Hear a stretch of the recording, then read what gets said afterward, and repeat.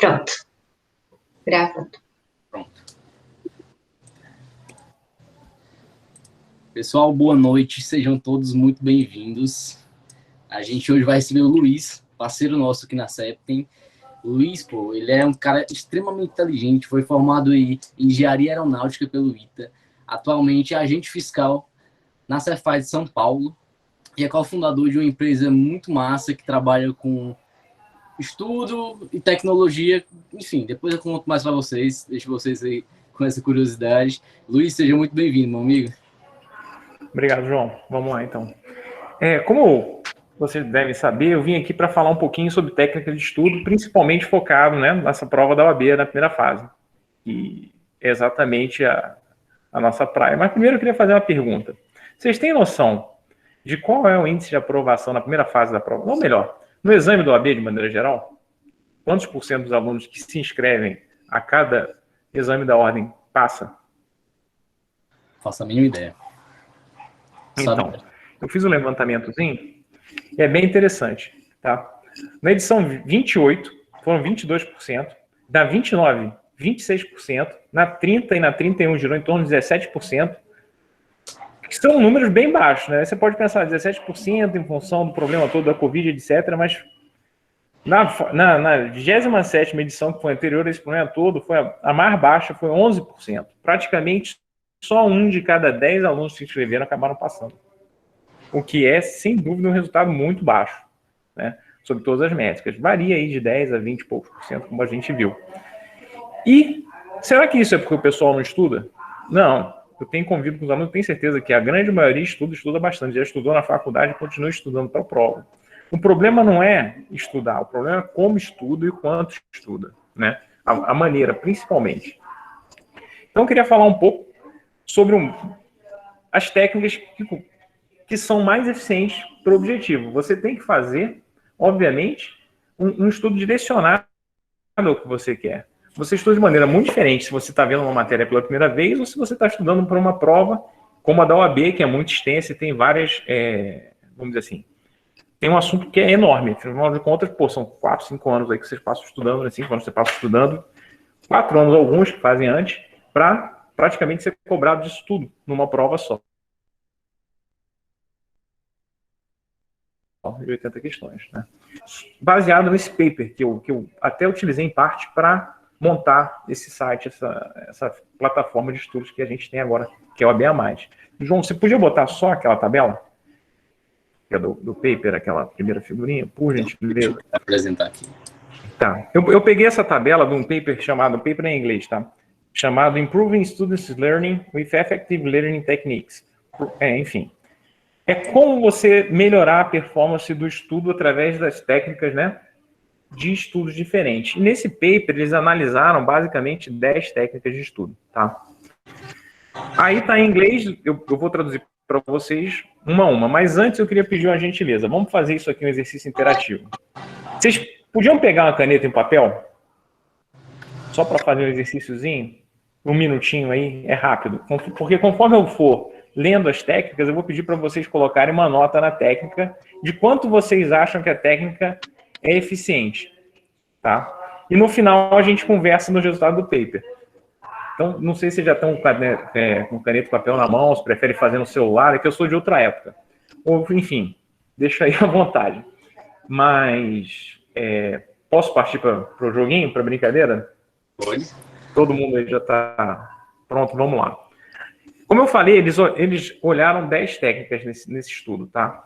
A primeira técnica que eles chamaram de Elaborative Interrogation, que é basicamente você fazer perguntas sobre um assunto. É como uma criança que está aprendendo alguma coisa e fica por quê, buscando as razões, etc. Né?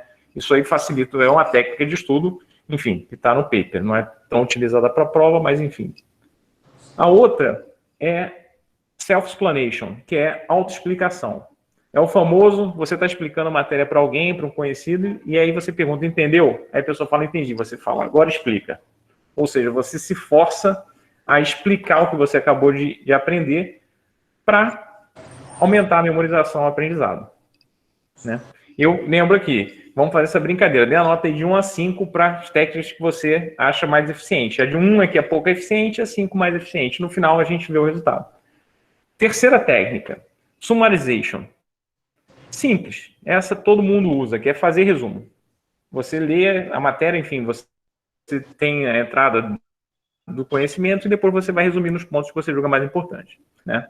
Quarta matéria, highlighting.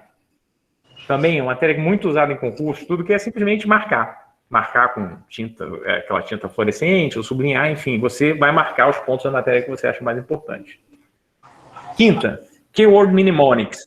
Você vai usar mnemônicos, você vai criar historinhas, enfim, que facilitam a decoreba, né? Que vão facilitar a memorização do assunto específico. Sexta, imagery for text, ou seja, mapa mental. Você vai usar gráficos, figuras, etc., que vão te facilitar a lembrar determinado assunto. Sétima, rereading. Ler, reler, reler, reler, reler. Essa é a sétima técnica. Oitava, practice testing. Questões. Você vai estudar, obviamente, fazendo questões, né? Nona, prática distribuída, distributed practice. É você espaçar o estudo. No seguinte sentido, você estuda agora. Se você lembrar o estudo depois, né, numa segunda exposição, você joga para o futuro mais distante. Se você não lembrou, você reforça o estudo na hora. Enfim, você vai botando ao longo do tempo seu estudo, reforçando os pontos que você sentiu mais fraco, não lembrou direito.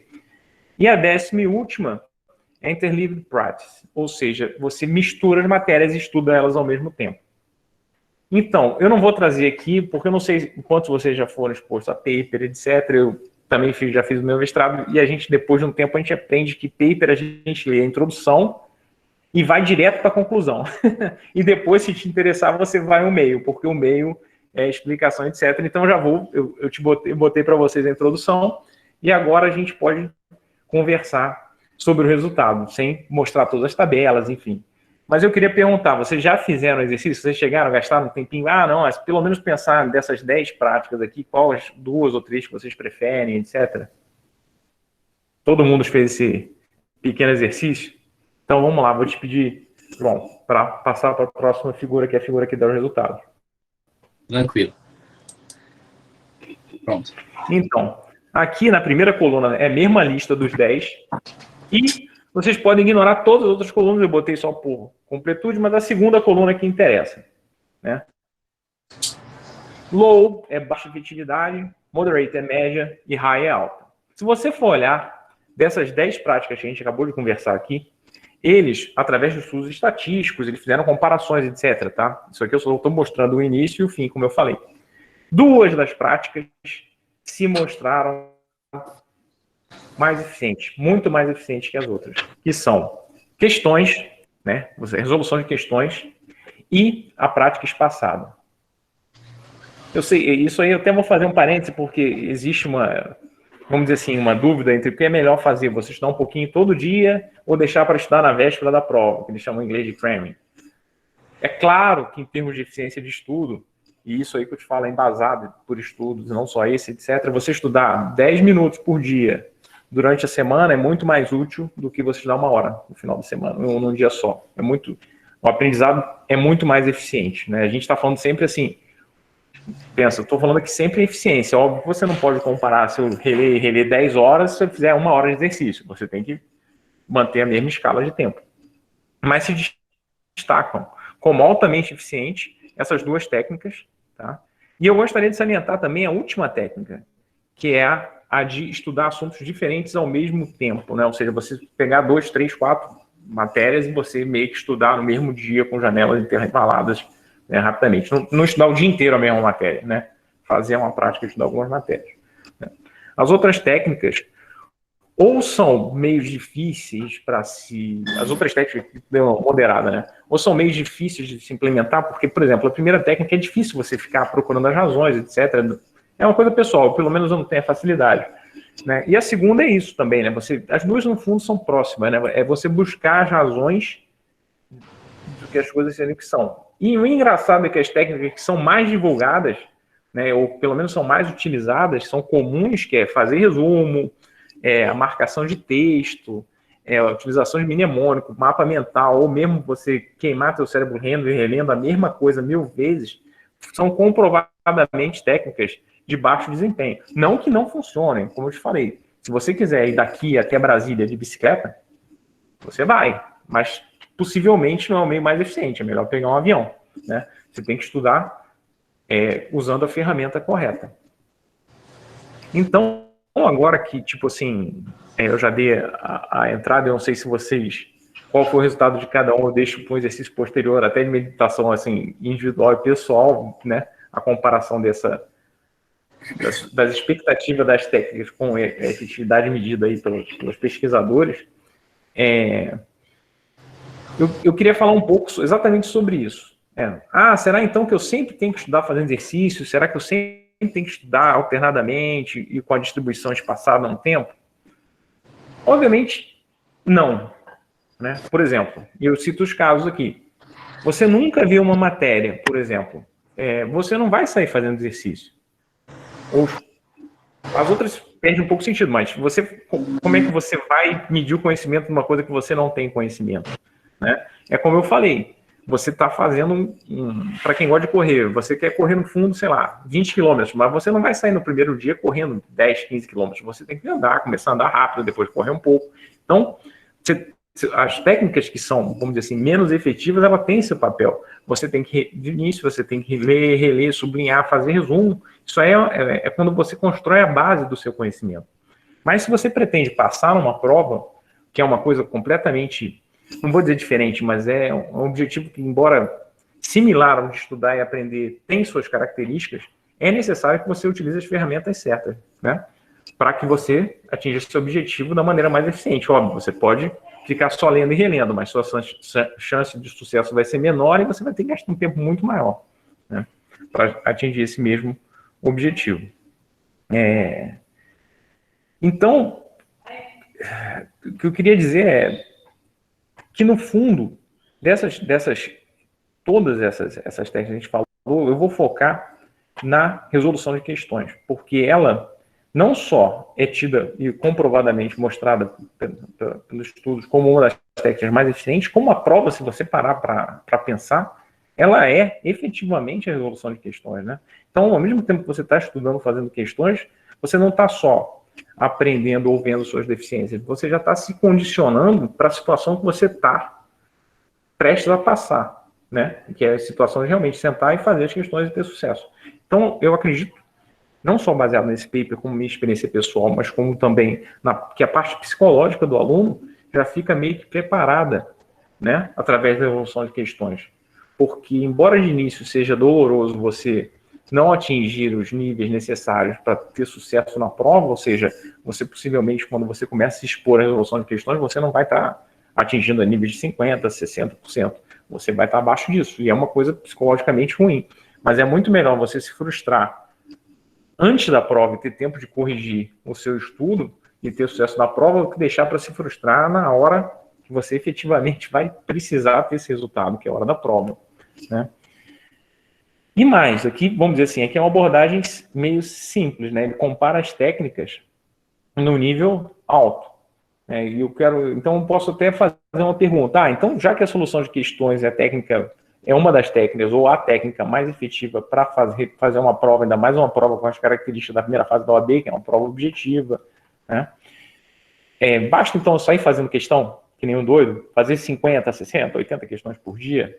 A resposta óbvia é que não, né? Fazer questões, ela é um meio de você aprender, mas você tem que utilizar da maneira correta, né?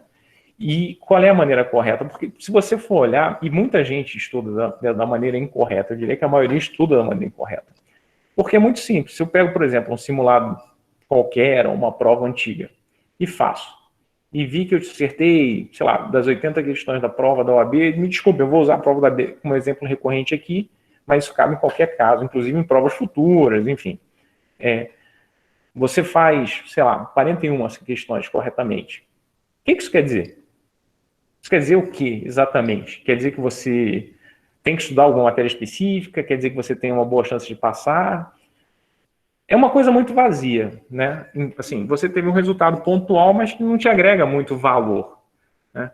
O que eu quero dizer é, você extrai muito mais valor do seu tempo estudando com questões se você usar uma metodologia que direciona o seu estudo. Por exemplo, a que eu gosto de usar chama ciclo de estudo por questões, que eu vou te pedir, João, para passar para a terceira figura. Que é isso aí. Basicamente, é um ciclo que você é medido, que seria essa seta azul, você é medido através de quê? Das questões. As questões, na realidade, elas servem muito mais para medir o seu desconhecimento do que o seu conhecimento. O que isso quer dizer? Seguinte, se eu faço uma série de questões, um simulado, e tiro 10, acertei tudo, pô, beleza, eu não adquiri informação nenhuma, porque eu já sei tudo que estava ali. Na realidade, a grande função da questão é quando você erra.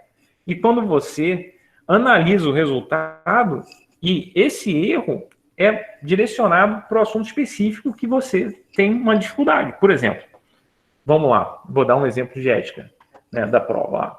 Um dos assuntos que mais caem, por exemplo, é honorários advocatícios. Tá? Vamos dizer que você faz um simulado de ética, tem umas 8 questões lá, e você errou 2. Pô, aparentemente está muito bem, né? Você acertou 6 das 8. Mas se as 2 que você errou versarem sobre honorários advocatícios, o que isso quer dizer? Isso quer dizer que, muito provavelmente, para você, embora você tenha ido bem em ética, você ler essa passagem, essa parte da matéria referente a honorários advocatícios vai ser muito útil. Porque, afinal de contas, caem 2 questões e você errou.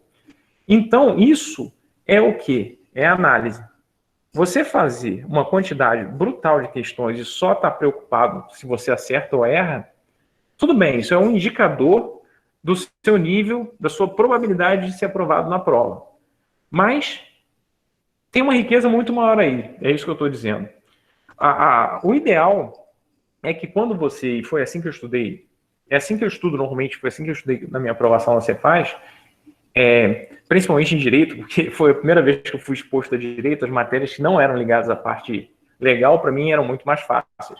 Mas Direito, eu usei muito mais essa técnica, que embora trabalhosa, ela é eficiente, né? Então, o que eu fazia? Eu pegava sempre o material da banca, no meu caso da FCC, separava as questões não só por matéria, mas também tentava separar por assunto, e aí deixava elas guardadas, porque eu tinha acabado de olhar. E alguns dias depois, eu ia fazer as questões, e aí eu ia vendo exatamente que parte da matéria que eu estava indo mal. E aí eu ia estudar na minha bibliografia isso aí, né? Que isso aí é o feedback, né? O feedback é exatamente você utilizar o resultado da análise, ou seja, que parte das matérias você tem apresentado maior dificuldade, enfim, deu o nome que quiser, você não apresentou uma performance boa, e, vamos dizer assim, tapar esses buracos no teu conhecimento, no teu conjunto de conhecimento, que é o conjunto de conhecimento que será cobrado, eventualmente, no dia da prova. Então, é isso que eu chamo de ciclo de estudo por questões, né? A parte de medição é quando o aluno vai se medir contra os exercícios, né? Porque os exercícios estão aí exatamente para medir o teu desconhecimento. Na realidade, o bom é errar. O bom é acertar na prova, mas o bom quando você está estudando é errar, porque o erro te mostra aonde você tem que direcionar seus esforços. A análise, que é toda essa parte da análise do que você está errando. E o feedback, que é você ir nas suas fontes, seja vídeo, sei lá, apostila, livro, whatever, onde você estuda, e tapar esse buraco e depois se expor de novo às questões, enfim.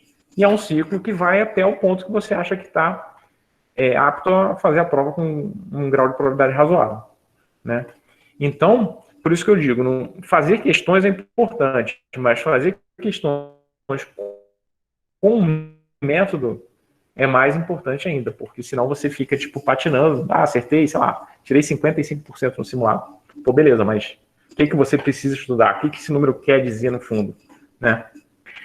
E aí vocês podem me contrapor que realmente, esse jeito de estudar é trabalhoso? Sem dúvida. É muito trabalhoso. Eu sei porque eu fiz dessa maneira, mas mesmo sendo bastante trabalhoso, ele apresenta resultados mais eficientes do que se eu tivesse estudado de maneira normal. Porque como é a maneira normal, no fundo, se você for olhar, é como se você estivesse brincando de arco e flecha de olho vendado. Você atira para ver se acerta no alvo, mas você não vê o quanto você errou para cima ou para baixo, para o lado, para acertar a sua mira no próximo tiro, né? Mais ou menos, é uma metáfora que eu gosto de fazer. Enquanto, quando você usa um método desse, você tende a cada vez mais tapar os seus buracos, como eu falo, né? Porque, bem ou mal, o conhecimento de todo mundo para uma prova, por mais que não esteja preparado, é como se fosse o mapa do tesouro, daqueles de pirata. Vai ter um monte de espaços em branco, porque ninguém sabe tudo. Então, o objetivo de estudar por questões, no fundo, é exatamente esse. É você, através das questões, descobrir quais são os seus buracos em branco, ou seja, seus desconhecimentos, e poder estudar essa parte. E aí, melhorar o seu conhecimento e aumentar a sua chance de passar na prova, né? Como eu falei, esse método de estudo, de ciclo de estudo por questões, ele é bem trabalhoso. E você vai ter que medir em que prova você vai utilizar. Com certeza, você não vai utilizar para uma prova da faculdade, onde você tem um monte de matérias e que, vamos dizer assim, o universo de conhecimento cobrado numa prova específica é relativamente pequeno, porque ele demanda um esforço muito grande de classificação de questão, etc., para aí você ter esse retorno, né? É como se você quisesse, sei lá, ir na padaria da esquina e pegar um avião. Não tem sentido. Agora, quando você vai fazer uma prova com escopo, por exemplo, do exame da ordem da OAB, que é uma prova que é gigante em termos de material que pode vir a ser cobrado, aí, ou um concurso público, como foi o meu caso, que também é enorme, e diga-se de passagem, esse meu método se comprovou muito eficaz, eu fui muito bem classificado no concurso, né? Inclusive na parte de direito, que eu nunca... Certamente, todas as pessoas que passaram na minha frente e muitos que passaram atrás de mim sabiam muito mais direito do que eu. Isso eu não tenho a menor dúvida. Só que eu estudei direito, né? Estudei da maneira correta, né? Isso que eu quero dizer. Direito aí tem um duplo significado, né? Então, o que eu digo, a prova da OAB é como se você fosse, sei lá, ir para a Europa. Você não vai de bicicleta nem de carro, você precisa de um avião. Né? É muito difícil você conseguir, através dos métodos normais, assim, por exemplo, sem fazer exercício, passar numa prova dessa. Ou como eu vejo muito e me assusta, muita gente acredita piamente que assistindo, por exemplo, eu não tem nada contra videoaula, ok? Eu acho que cada ferramenta tem seu momento, seu ponto. Videoaulas, principalmente, são muito importantes para quando você não conhece a matéria, está no início do aprendizado e precisa de uma base inicial para poder construir coisas cada vez mais elaboradas. Mas você ter sucesso numa prova, eu não digo com a complexidade, porque a prova da OAB, na realidade, ela não é complexa, mas ela é extremamente extensa, né? Então, você conseguir passar uma prova com uma matéria tão extensa quanto a do exame da OAB, sem fazer questões e só se apoiando em métodos passivos de estudo, né? Porque se você for olhar, aquela classificação toda ela pode ser separada em métodos ativos e passivos. Passivos é onde basicamente você desliga e não faz nenhum raciocínio objetivo, não esforça o seu cérebro ativamente. E os ativos são onde você realmente tem que se esforçar, escrevendo, resolvendo exercícios, explicando matéria para outra pessoa, são todos métodos ativos, tá? E são todos métodos muito mais eficientes, mas são métodos que exigem um conhecimento prévio da matéria. Normalmente os métodos passivos são muito bons para uma primeira exposição, né? Uma leitura simples, uma aula, etc. Agora, quando você quer ir mais a fundo, você precisa ir para os métodos mais ativos. E certamente, resolução de questões tem vantagem sobre os outros. Quando o teu objetivo é passar numa prova. Objetivo aqui dentro da primeira fase, né? Então, como eu estava falando, realmente, esse método é muito trabalhoso, mas você, para uma prova normal, tipo da faculdade, só fazer exercício já está bom, porque afinal de contas o conjunto da matéria é menor. Mas, agora explicando um pouco da minha plataforma, na minha plataforma não há trabalho nenhum, porque esse trabalho já foi todo feito pela gente, né? E, inclusive, eu queria tomar a liberdade agora de falar um pouco de como a plataforma não só funciona, como a gente elaborou, e vocês podem depender daí como estudar um pouco para a OAB, mesmo que vocês nunca mexam na plataforma, porque toda a metodologia da plataforma foi criada para facilitar o estudo e torná-lo mais eficiente. Por exemplo, relevância. É um ponto que eu vejo que muitos alunos não se tocam. Adianta, tem uma conhecida de um amigo meu, que na verdade um sócio meu, que ele comentou que essa menina fez o último exame e não passou, porque ela adorava, se não me engano, civil ou penal, sempre confundo junto. E ela resolveu estudar só civil ou penal. Parabéns, né? Ela deve ter tirado uma nota muito boa em processo civil e civil ou penal.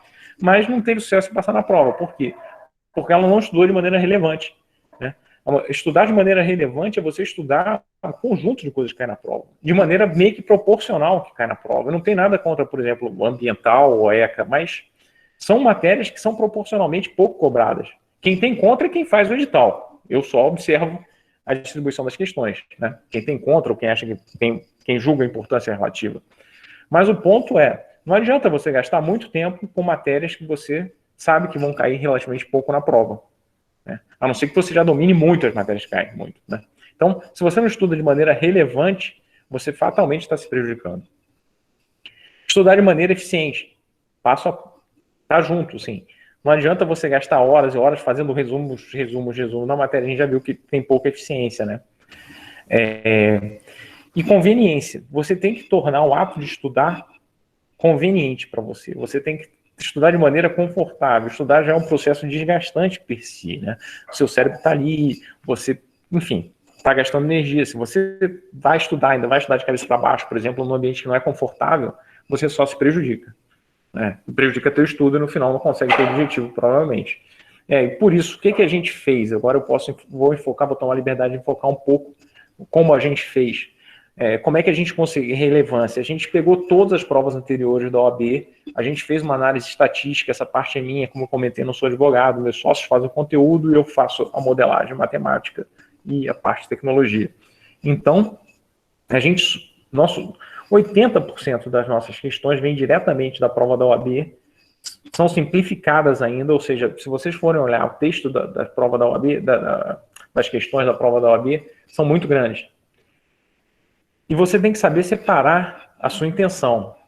Se você está querendo estudar ou se você está querendo um simulado da prova. São coisas muito diferentes que as pessoas confundem. Quando eu quero estudar, eu tenho que maximizar o meu conhecimento no tempo. Quando eu quero fazer um simulado, eu tenho que criar as condições mais semelhantes possíveis da prova, né? Então, o meu site é para estudar. Ou seja, as questões são curtas, são bem objetivas, de maneira que em 1 minuto o aluno faça cada questão mais ou menos, de maneira que em meia hora ele faça 30 questões, coisa que é impossível fazer com a prova da OAB, até pelo limite de velocidade de leitura, né? Então, a relevância do estudo, estudar o que vai cair, o que provavelmente vai cair, é muito importante. No site é feito através dessas questões que são ou vindas diretamente da prova, ou a gente pega, por exemplo, se tem o assunto A e o assunto B que é muito conexo, mas o A foi pedido e o B não. A gente coloca uma questão do B também, com peso menor, mas também coloca. Eficiência. Além de vocês fazer as questões, que já é uma maneira eficiente, você ainda pode alocar de maneira mais eficiente ainda o seu tempo. E eu sugiro que você faça assim. Como? Por exemplo, ética é uma matéria que você tem que ter 10 estrelas nela. Porque é uma matéria que é curta, é uma matéria que é fácil e é uma matéria que cai muito. São 8 questões. Então, antes de você saber muito bem ética, não gaste seu tempo. É ruim falar isso, óbvio que estude outras matérias, mas tenha a ética como uma prioridade 0. Tá? Porque, enfim, já dei as motivações. Óbvio que estudar o que você mais gosta também é importante para motivar, mas tenha em mente que você tem que focar no que mais cai e no que você menos sabe. Por quê? É assim que você vai estudar de maneira mais eficiente. Porque se você já sabe que numa matéria você pode gastar 10, 20, 100 horas nela e você não vai agregar ponto nenhum na prova. Ou seja, foque no que você não sabe, no que mais cai. E isso é o que o meu sistema faz também. Automaticamente, pelo seu histórico de acerto e erro, tem um modelo estatístico que direciona você primeiro já direciona para o mais cai, e depois direciona para que você tenha tido o pior resultado. E mais, quando o modelo percebe que você em determinado assunto, não matéria, assunto dentro da matéria, e a gente dividiu de acordo com o que é cobrado historicamente pela GV, quando você está abaixo de certo limite, automaticamente aparece um resumo. Por exemplo, direitos de advogado 1 e 2, honorário. Eu fiz a parte de ética como exemplo, então eu conheço um pouco mais de ética do que do resto. Estágio, emprego, etc. Então a gente dividiu, a ética está dividida, por exemplo, em 15 assuntos, tá? E se você mostra um desconhecimento num assunto desse, como eu falei lá atrás, quando você faz o ciclo de estudo por questões, você tem que fazer análise do assunto referente às questões que você erra. E a gente já faz isso automático. E a conveniência, sim. Como eu falei, estudar de maneira confortável, etc. No caso da OAB a gente permite que você estude em qualquer plataforma, desde que esteja online, e é tudo automático, né? Tudo automatizado. Você não precisa preocupar onde parou. Você fechou no teu computador, abriu no teu tablet, no teu celular, já está lá. Né? Permite o acompanhamento automático da performance também. E a gente está fazendo uma coisa bem legal, que depende de uma base de dados de aluno. A gente vai fazendo uma análise estatística que vai te dar um nível que você está. Ou seja, traduzindo assim, um resultado esperado. Se você já está no nível de aprovação, obviamente não dá para ter certeza de 100% que ninguém vai passar na prova. Mas se você tiver com uma chance muito razoável, tipo acima de 95%, baseado no seu histórico no site, só que eu preciso de uma quantidade maior, no histórico maior, mas em breve isso é a implementação que a gente vai botar também. Então, me desculpe se eu usei os últimos minutos para até falar um pouco do site. A ideia era falar das técnicas de estudo de maneira mais geral. Eu não sei se eu falei rápido ou devagar, na realidade eu não tenho costume de dar muitas palestras ainda, mas eu deixo para o João aí organizar agora e abrir para perguntas, enfim, conversar um pouco sobre a prova da OAB ou até técnicas, ou até controle psicológico, que não são técnicas de estudo, mas eu acredito que controle psicológico na véspera e na hora da prova são, não vou dizer tão importantes como estudar, mas são pelo menos 1/3 do peso do seu resultado.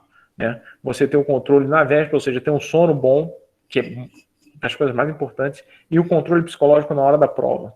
E tem técnicas para isso também, mas eu não sei se foge do escopo aí da palestra. Enfim, eu deixo o nosso anfitrião aí decidir qual rumo que a gente pode tomar agora.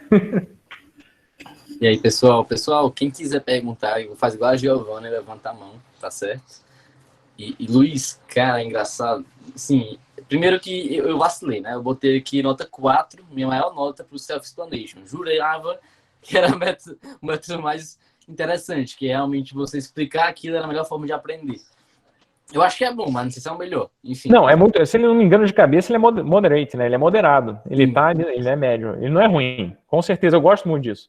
Mas, assim, ainda mais para prova, porque na realidade os testes de conhecimento dele envolveram questões no final. Eles fizeram testes mesmo quantitativos, isso aí não é chute. Eu li. No final, o que eles faziam? Eles submetiam os alunos. No final, não. Eles submetiam um grupo de alunos à técnica e outro grupo de controle à não técnica, né? Estudar normalmente, só ler. E no final eles aplicavam questões, né? Obviamente, porque era o jeito de medir objetivamente. E aí eles fizeram uma análise estatística e botaram essa divisão. Essa foi a metodologia dos caras. Depois, diz qual é o nome do artigo, para o pessoal saber onde é que busca, caso queiram dar uma lida. Tranquilo? Luiz, um negócio que eu achei muito interessante, não sei se é porque eu sempre estou muito ligado a essa questão de empreendedorismo, que eu estava reparando na tua história, né? Tu, quando for estudar para a Cefaz, o que tu fazia? Pegava lá o bloco de questões, ia separar elas, separava as questões, não fazia no dia para poder não lembrar a resposta, deixava para responder depois, respondia, marcava ali o que é que tu errou, qual era o tema, fazia aquilo de forma bem rudimentar, e anotava questão por questão que tu errou, etc., para depois estudar sobre aquele assunto e responder novamente a questão. Dá trabalho. E hoje, querendo ou não, a gente, tipo, tá tudo muito automatizado, né? Tudo muito novo. Assim, tu consegue fazer isso com software. Tu não tem trabalho quase nenhum, como foi o teu que tu criou. É realmente interessante, né? Como as coisas estão evoluindo. E era uma dificuldade tua, foi uma dor que tu passou. Aí tu chegou e criou uma solução para isso depois. E eu acho isso muito interessante. Você realmente fazer as coisas, criar aquela coisa com base na sua dor, né? Basicamente. E, pessoal, vou deixar vocês bem à vontade para poder perguntarem para o Luiz agora. Só um parênteses antes, eu já coloquei aqui no chat do grupo, dá uma olhada aí, o paper. Pronto. Se você der um Google aí, se você der um search no Google, na internet, você vai achar o nome dele. Lê, depois tu coloca ele no resumo, tranquilo? O linkzinho dele. Que aí o pessoal vai poder ler o resumo da mentoria e já vai ter o acesso para ele. Galera, então, vocês podem perguntar para o Luiz, tanto faz ser no chat ou então levantar a mãozinha e falar, que é até melhor, mais interessante. E, Giovana, a palavra é toda sua, pode perguntar. Luiz, tudo bem? Boa noite. Minha dúvida seria em questão da metodologia Esse estudo ele é feito diário? Como é que funciona? Você diz na plataforma lá na OAB+. Isso. Então, a plataforma, como é que ela funciona? Você se loga, né? Ela é individual, porque ela acompanha o histórico de cada aluno em termos de acerto e erro para cada matéria e questão. Quando você se loga, já aparece. Inicialmente, qualquer um pode entrar, se logar gratuitamente. E, opa, peraí. Jorge, eu falo depois, pode ser. Pronto. Então, só terminar aqui. Você se loga gratuitamente e você pode estudar ética o quanto quiser, tá? E aí depois, se você... Por enquanto, a gente ainda tá, tipo assim, saindo do beta, tá? A gente tá do beta pro comercial. Ainda não tem nem como interface de pagamento no site. Você tem que mandar um e-mail, dizer a faculdade, enfim. E a gente está entrando na fase comercial agora, ao longo desse mês. Mas você vai ser apresentado inicialmente em questões de ética, uma a uma, tá? E a cada vez que você acerta ou erra, é sorteada outra questão. Quando o modelo percebe que você está abaixo de determinado nível, né, vamos os parâmetros lá, de um determinado desses 15 assuntos, aparece um PDF, coisa que a gente já está alterando, vai ser um HTML, mas enfim, aparece um conteúdo, que normalmente são 3 páginas, alguns assuntos tem 4, um ou outro tem 5, mas é bem objetivo. E aí quando você aperta o botão que já leu, você volta a fazer questão, né? Se eu liberar o acesso completo, é a mesma coisa, só que as matérias ficam se sorteando, não fica só dentro de ética, né? Eu gosto de deixar só em ética um tempo. Por quê? Porque como o universo de ética é muito mais reduzido, se eu não me engano, em ética a gente tem umas 200 questões só, 150, posso estar errando o número aqui, de ética específico, posso até olhar depois.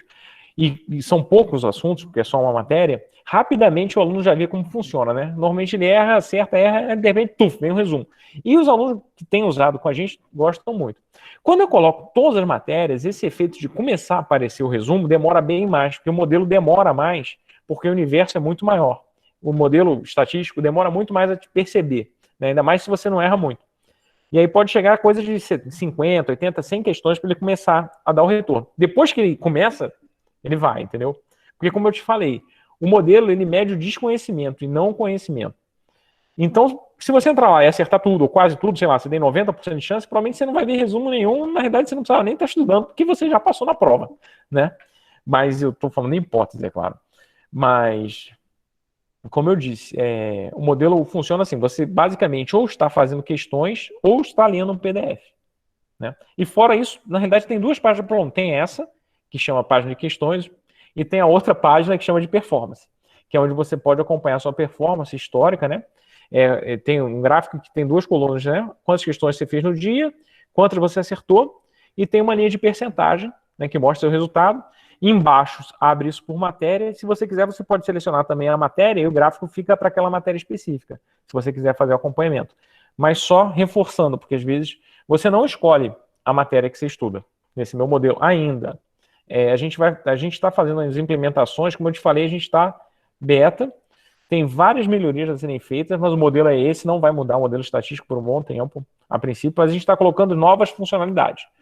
Uma delas vai ser, junto com a gamificação que a gente está planejando, colocar para o aluno que já tem um determinado nível, poder retirar algumas matérias. Teve muita gente que reclama, por exemplo, até alunos que estão com uma performance muito boa, que reclamam, eu não quero estudar empresarial, ou não quero estudar administrativo. Então a gente vai abrir uma certa flexibilidade para os alunos que já percorreram algum caminho dentro da plataforma a retirar algumas matérias, né? Mas por enquanto, não. E sempre que alguém vem falar, eu falo, pô, no dia lembra, esse sistema é um sistema feito para uma prova, né? Para você performar bem na prova da OAB. Então, na hora da prova, infelizmente, você não pode retirar nenhuma matéria. Então, a minha filosofia é a mesma, né? Embora eu entenda, e agora eu vou até permitir para um aluno que já está com uma certa nota, que já fez não sei quantas questões, a gente está trabalhando nisso, né? Que ele possa retirar uma coisa ou outra, mas vai ser o grosso, não vai ser assim, eu quero estudar só constitucional. Não. Vai ter que estudar sempre ética, essa não vai dar para tirar, e eu vou dar alguns pontos para o aluno tirar, né? A prova tem 80 pontos, então, sei lá, se ele puder tirar 12 pontos, ele vai poder tirar, por exemplo, todas as matérias pequenas. É só... Entendi, Luiz. Muito, muito obrigada mesmo e parabéns pela plataforma. Achei Obrigado. muito bacana. Só queria perguntar mais uma coisinha, se eu pudesse. Pode não? Ou... Eu não sei, a Georgia fez a pergunta, deixa a Georgia primeiro, aí deixa com o organizador. João, como é que funciona? Ela pode encaixar. Pode perguntar, Giovana. Pode? Tá interessante o papo. A outra questão é que, assim, estudante de Direito, ele entra no mercado de trabalho, acho que muito mais cedo do que em outros cursos. E acaba que a gente fica muito tempo na aula, e aí depois tem o estágio, e aí eu tô no 6º semestre. Eu tô tentando colocar agora uma rotina de estudos. Mas você acha que, assim...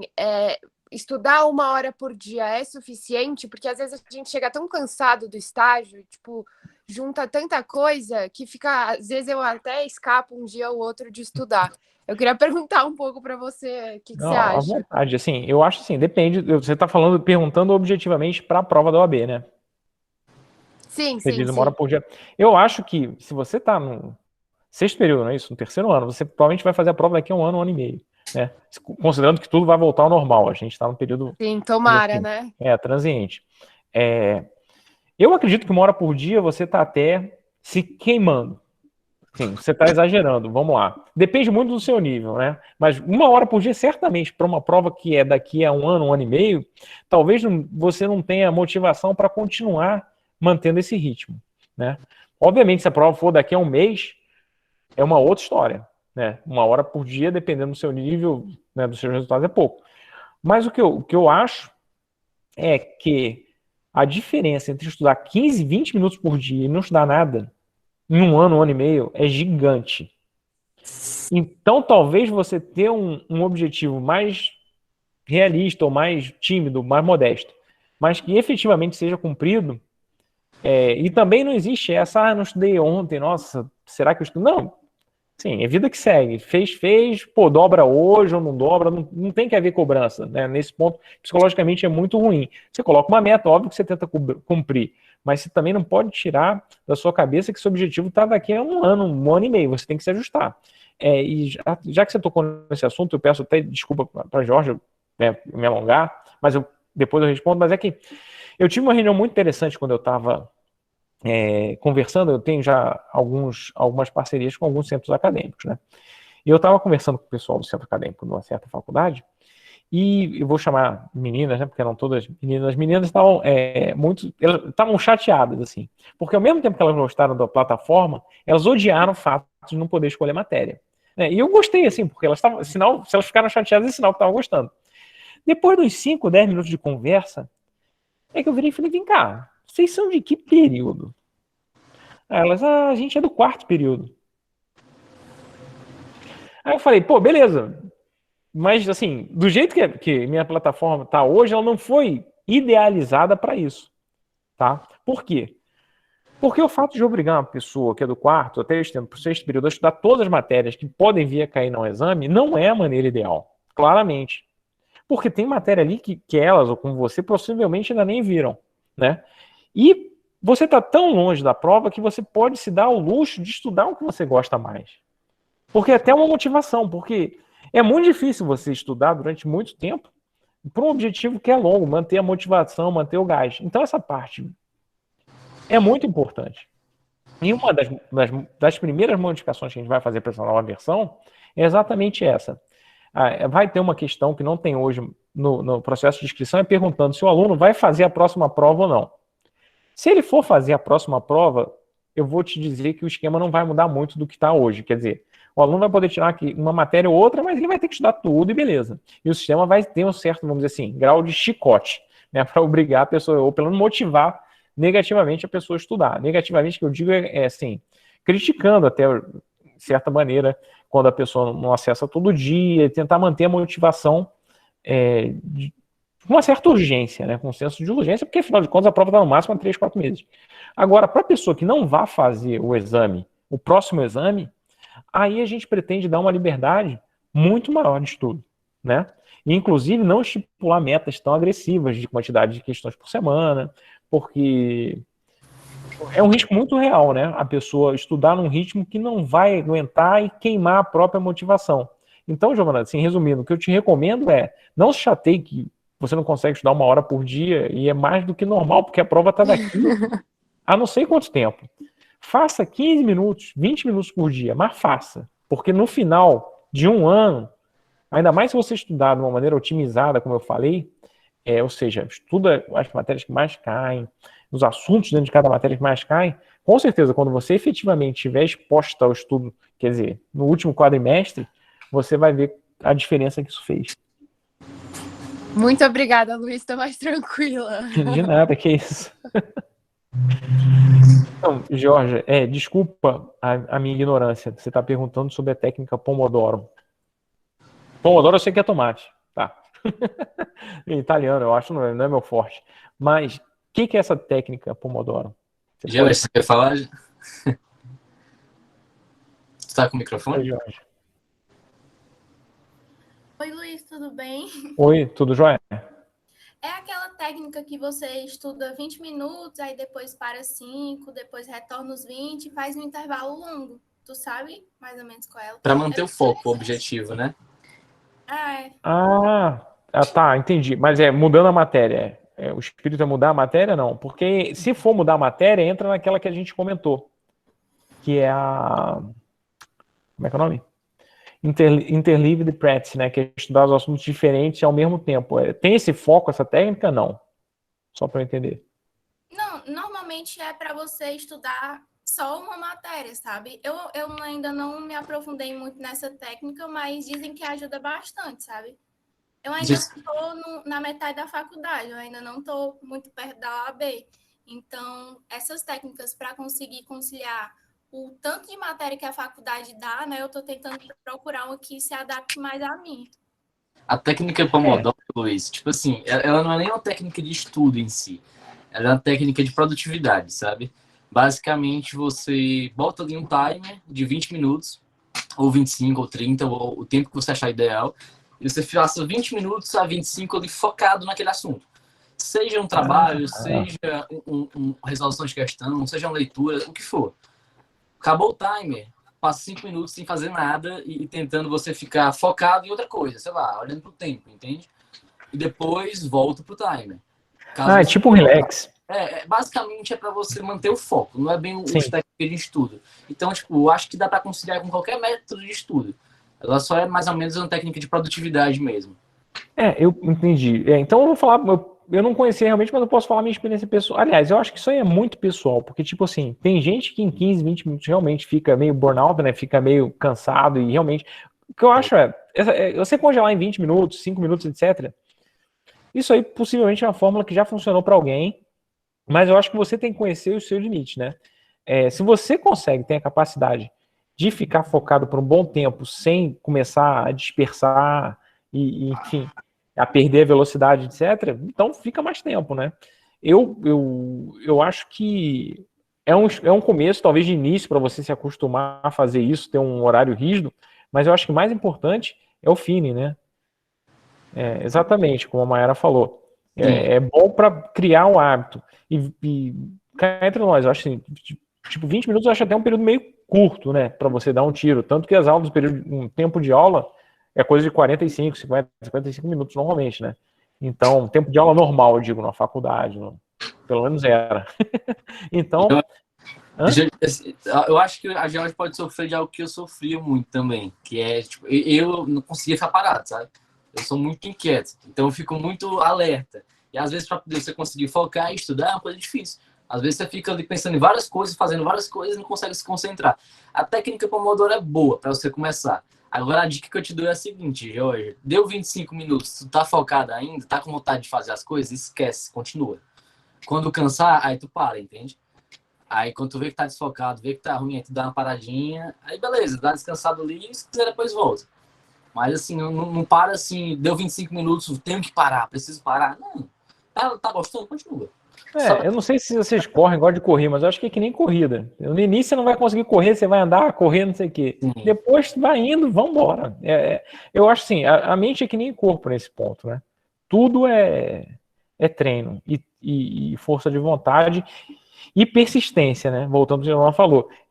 Muito melhor você manter seus 15, 20 minutos por dia, um dia que você tá com mais vontade de dar o gás, outro dia que você não tá com vontade, não faz, mas mantenha a persistência, do que se esforçar para conseguir essa hora, que eu acho que é muito difícil, uma hora diária para uma prova tão longa, e depois você se punir porque não conseguiu e abandonar. aí é a pior coisa, né? Então, eu acho que cada um tem que conhecer os seus limites e trabalhar dentro desse ritmo que vai te permitir que você continuar estudando uma prova que é daqui a um ano, no seu caso, um ano e pouco, né? Pessoal, vocês têm alguma outra pergunta? Eu tenho uma aqui, mas se ninguém tiver, eu faço ela. Se alguém tiver, eu espero. Eu vou fazer, então. Eu acho que muita gente, Luiz, tem dificuldade emocional, sabe? Tipo assim, eu, graças a Deus, falando comigo, sou bem tranquilo, bem relaxado, mas eu vejo muita gente. Eu tenho uma prima minha que eu estudei há 5, 6 anos para concurso, menina super inteligente, mas bomba em todo concurso, porque ela não tem emocional. Então, tu comentou que tinha uma técnicazinha para você controlar o emocional, né? Algumas coisinhas que facilitavam isso. Como é que é? Tipo, você que tá fugindo um pouco assim das partes da OAB. Não, tudo bem, eu falo, isso aí é pessoal. Tem gente, eu também, tenho vários amigos meus que eu via que realmente tinha um problema na hora de fazer prova. Às vezes o cara sabia mais do que várias outras pessoas, mas na hora da prova. Eu vejo problema emocional sob 2 aspectos, né, principalmente. O primeiro é a véspera. E o segundo é na hora da prova, né? São os grandes pontos de pico, assim, a véspera na hora de dormir e o segundo é quando você está ali com a prova na sua frente, né? Bem, o que você pode fazer, eu acho? Que eu sempre fiz. Antes de dormir, uma prova importante, não tenha menor pudor de tomar um calmante leve, um chá de maçã, maracujá, cada um sabe como funciona, e tente dormir cedo. Sempre. O sono, cara, não tem... Tem uma coisa, assim, se estudar, que importa é você estar descansado na hora da prova. Fora o controle, mas assim, tá descansado, putz, uma noite de sono te dá 10, 15% de uma prova mole, se você conhece a matéria, né? Básico. Muita gente não passa por isso. Então, dormir na véspera, ter tranquilidade na véspera, tentar não estudar demais na véspera, principalmente à noite. À noite é para você descansar e dormir. Você quer dar uma estudadinha, porque, na boa, ainda mais uma prova tipo a prova do AB não é uma prova da faculdade que você pega na véspera, dá o gás e no dia seguinte você mata. Não. Sim, no sábado, se você já não tem a quantidade de conhecimento para passar na prova no dia seguinte, você não vai conseguir no sábado. Então, tipo, desencana, tá? Pode até rever os pontos principais e tudo, mas não estuda mais do que 2, 3 horas, nem a pau. Sim. Ou nem estude e tente relaxar, porque muito mais importante do que o conhecimento que você vai adquirir na véspera é a tranquilidade de espírito do dia seguinte de uma boa noite de sono. Tá? Então, é sério. Sim. Para uma prova, porque tem 2 tipos de provas. Prova tipo de faculdade, que você sabe, todo mundo estuda de véspera mesmo, beleza, porque agora uma prova muito grande de concurso ou da OAB, não adianta. A véspera não é para... Talvez é o que eu te falei, se você estiver muito tenso, você já tem seus resumos, obviamente, não estou falando, como eu te falei, resumo é importante você ter para ter as apostilas, etc. Mas o foco é questão. Não é que você não vai usar, você vai ler os resumos, vai ler. Mas não, pega os resumos das matérias principais, bate o olho, mas não estuda mais do que 2, 3 horas e vai descansar, vai dormir, o principal é dormir. Na véspera, o teu objetivo é descansar e dormir, tá? No dia da prova, você vai acordar, vai ficar nervoso, normal. E o pico de ansiedade, para mim, pelo menos, é quando a prova está na tua frente, tu não pode abrir. O que você tem que se concentrar você tá rindo, mas é verdade. Para mim, o pico é esse. Por quê? Você tem que controlar o teu pico para que seja aí e não depois de abrir a prova. Essa é a grande coisa. Porque você ficar nervoso na hora da prova é a desgraça. Você tem que deixar o teu nervosismo, queime o seu nervosismo até o momento que você abre a prova. Tá? Como? Isso aí é coisa muito pessoal, mas o que eu gosto de me lembrar, o meu mantra assim é: beleza ficar nervoso agora, quando abrir a prova não tem mais tempo para isso. Entendeu? Eu penso nisso o tempo todo, beleza ficar nervoso agora, beleza, deixa o nervosismo correr solto. Na hora que abriu a prova, o fiscal mandar, abre a prova e fala, beleza, agora vamos trabalhar. E o engraçado é que eu acho que essa é outra vantagem de estudar por questão. Se você estudou por questões, por exemplo, a minha prova, vou falar da prova aqui da Cefar, da Secretaria da Fazenda, era gigante. Eram 3 provas, na realidade, 2 sábado, de 100 questões e uma domingo. Então tinham 200 questões no sábado, mais 100 domingo, né? Só que no final, nas últimas 2 semanas, eu estava fazendo 300, 400, 500 questões por dia. E eu lembro de todo mundo, quando saiu da prova, reclamando que estava cansado, não sei o quê, e para mim era tipo assim, porra, beleza, sacou? Cadê? Porque é que eu falei, que nem a corrida. Se você está querendo fazer a prova da OAB que tem 80 questões, nas últimas 2 semanas, você tem que estar fazendo 100, 150 questões. Porque a prova da OAB vai passar e você vai falar, pô, já terminou? Esse é o objetivo. Então, se você já se prepara psicologicamente antes da prova, a prova fica sendo só mais um dia de exercício, né? E você já se condicionou a fazer exercício. Então, na hora que você tem o exercício na sua frente, você já nem está mais ligado na prova, você está ligado no tijolinho do exercício. E não, se eu não passar nessa prova, mais 4 meses. Isso aí são estados mentais que só te atrapalham. E o ritmo de você ter o seu mantra de fazer nas últimas 2, 3 semanas 100, 150 exercícios por dia, te condiciona de uma maneira, quando chegou na prova, pum, vamos fazer exercício, que é o que eu estou fazendo. Acabou, você nem teve tempo de pensar na prova. Então, essa é a minha técnica, que eu acho que é muito, muito legal. É trabalhosa, mas é legal. E outra coisa que tem que estar atento na prova sempre é com o tempo. O tempo é teu inimigo. Então, hoje em dia, eu não sei como é que está o negócio de você poder usar alarme ou não, mas você tem que estar ligado no relógio. Você deixar 40, 50 minutos para preencher a folha de resposta é obrigatório. A prova, embora tenha 5 horas, não tem, tem 4. A sua conta de prova tem que ser 4 horas, porque 1 hora é para ir no banheiro, é você olhar o teto, você preencher o cartão de resposta e tem ainda 15, 20 minutos de folga.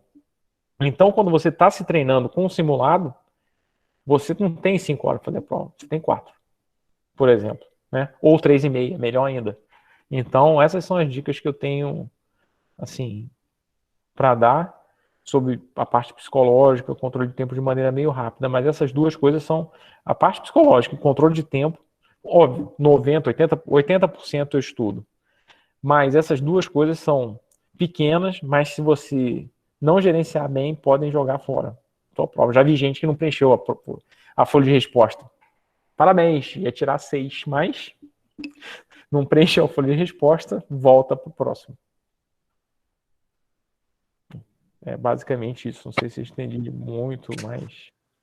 Entendi completamente, Luiz. Pessoal, se tem alguma outra pergunta, a gente está dando 1 horinha já, mas caso tenha alguma pergunta, podem ficar à vontade para poder perguntar.